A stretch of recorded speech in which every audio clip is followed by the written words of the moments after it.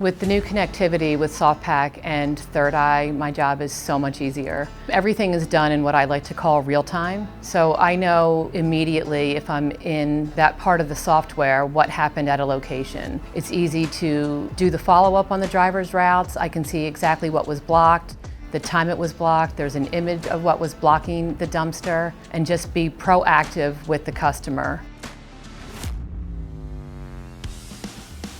We're telling them there was an issue before they even realized there was an issue, and we've already resolved the issue before they can even ask, when are you going to fix this?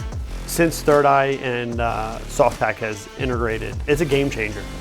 It is actually a huge help and benefit for us as a driver. You literally can go on route, kind of rest your mind at ease. You can glance over at the tablet to see what stop it is. You can continue driving, paying attention to what you're doing.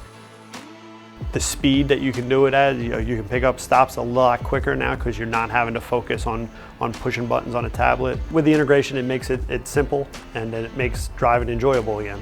I hate going into a truck that does not have autocomplete into it, because I now forget to go and push the buttons on the tablet again, because I'm so used to now of just pulling the joystick and continue driving and just dumping the can and going after can after can.